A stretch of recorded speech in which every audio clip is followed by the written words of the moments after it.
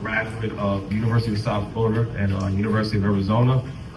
I'm actually a mental health counselor. So what kind of inspired me from this brother was he was a life coach. And at the time, I'm coming from a really dark place, meaning that all I saw growing up was domestic violence. I saw my mom and dad fighting. My dad went to jail.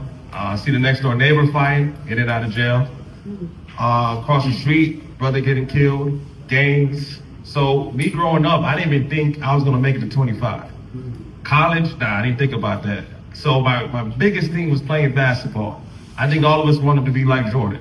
That was gonna be our ticket, either selling drugs or playing basketball. And at that point, my mindset was so minimum, so the only thing next I could think was being a pimp. The problem was, I didn't have no game. So all I had was just instincts. And as you know, some of our brothers who may got arrested, sometimes your instincts, they work, but sometimes you gotta listen to God before you make that decision. Because sometimes that can be the enemy actually trying to trick you off your position. And at the time, I didn't know. So I'm going through school, you know, all I thought what a man was a provider. That's all I hear. I know all you hear on IG today. Provide, provide, provide, provide. But growing up, I didn't think provision was about money. All that was new. So at the time, again, I thought I was a pimp. I was, getting ladies, I thought pimping was basically getting a girl to give you what you want. That's it. But I was very misguided, young and innocent. I was blinded. So a lot of our brothers were tricking.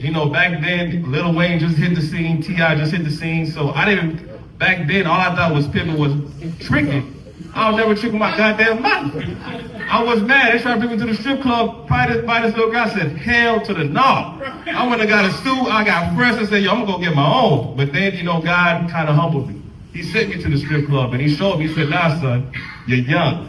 I'm going to let you go through this, but believe. So I was homeless a little bit while I was trying to graduate school, hustling, doing whatever it takes. License suspended. I think everyone got their license suspended. And, I was losing. In my opinion, got a beautiful dime, I'm thinking I'm winning, and then she leaves me. So throughout my whole life, I felt like a loser, a goddamn loser. Even with a degree, I still felt like, forget my friends, God, a nigga. If you look at the dictionary, what black meant around 100 years ago, it meant depressed. It meant bad. It meant that your life was just terrible. So imagine that, a young brother coming up with barely any guidance, but I'm believing in God that, he's gonna do his time. So I come back home, I'm mad at the world. My sister, who also was in a domestic relationship, this man coming into my dad's house, and he's coming in and out of jail, and he's trying to be tough. And I'm just like, man, I'm tired of this crap. I'm ready to just end my life. I wasn't gonna really do that now, but I'm just speaking. But that's just how I felt at the time. So I'm looking at this content, and this guy named Gorgeous Dre, I'm like, who's this? But it's like he is down in a nice suit. And it was weird to me because, usually pimps are very flamboyant, but this guy's dressed like a CEO. He's dressed like he went to school. So it kind of intrigued me because I'm like, man, this guy's smart.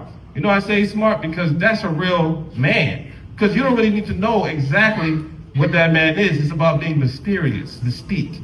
I like the fact that this guy was very marketable, and I'm like, man, this guy has a CEO mindset. I said, he intrigued, he opened up my mind that day. He said, why don't more black people, instead of just pushing us to sell drugs, play basketball, why don't we become CEOs? Why don't we become thinkers? Like Tupac, I remember listening to Tupac just say, in an interview, he said, man, we need less rappers, less entertainers, more thinkers. I said, you know what? I looked past the pimping, I looked at his mind. And the first video I saw was Value of a Man. And it took me a while to really understand what he meant by that, because he kept saying value. He said, man, you go to these high luxury stores and they make you wait an appointment. And I thought about it, I said, he's right. Why the hell in the black community, we try to sell something for like $40, $50, barely want to buy it. But when it comes to Gucci, Louis Vuitton, oh man, we'll buy $500, $1,000, $2,000. And he broke it down to me. He said, nah, value. So he started talking about manhood. And that's something I never heard of growing up. Closest I heard of that was Malcolm X. And we all know after Malcolm X, RIP to our brother, but as you already know, unfortunately, that's what happens to the men who try to lead. So listening to manhood, value, then I seen the brother on TVN. I said, a pimp on TVN? Oh man, this man's amazing. How the hell did he switch to that? Then I started really listening in another video that I knew I had to come here.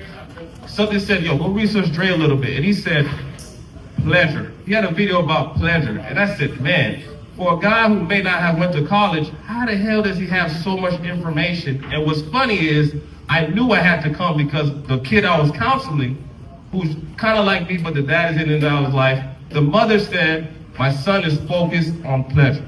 So the reason I came here was for purpose.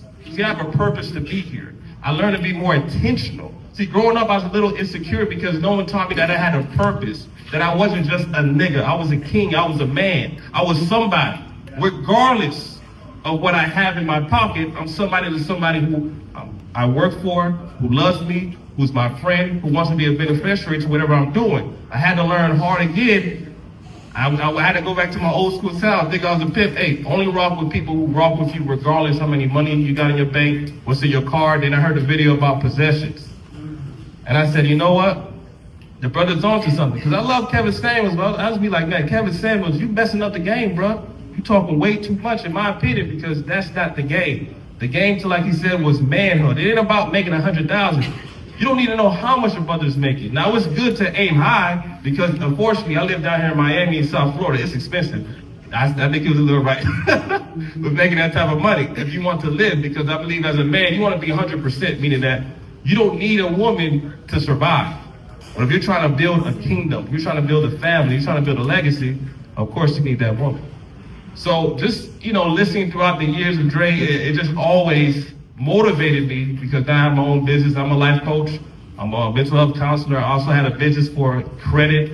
And it was funny, he had a video saying, hey man, you don't, not a video, but a post. He said, man, you don't need to be pimping. All you need is credit. I said, okay, I'm on the right track. I'm on the right track because everything I'm hitting where God is leading me, now I'm doing taxes. So all praises to the Most High. What you see is all God. I won't say I was nothing, but I'm going to say without God, I'm nothing. Because where I'm from, most everybody's either struggling. Most people, a bunch of baby daddies and baby mamas in and out of jail. So for me, it's a blessing. And like I said, I didn't even think I was going to be here. So when they call me old head, I laugh now.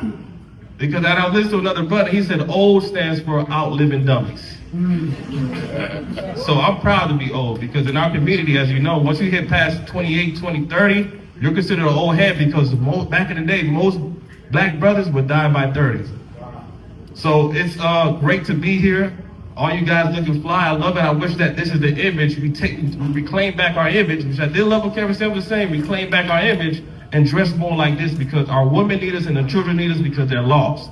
And I was one of them kids. So if I got to go back hell water, hopefully they don't kill me. Oh well. As long as I live my purpose and I made a difference and I left my mark. And I know why I'm here now. So trust me, the boy not insecure no more. Thank you, Drake.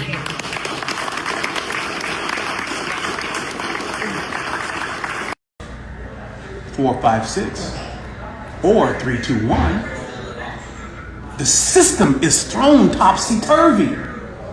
It's not equipped to deal with it. So when the police and the system was dealing with police accountability, they wanted me to go 1, 2, 3. I was going 3, 2, 1, 4, 5, 6. I was just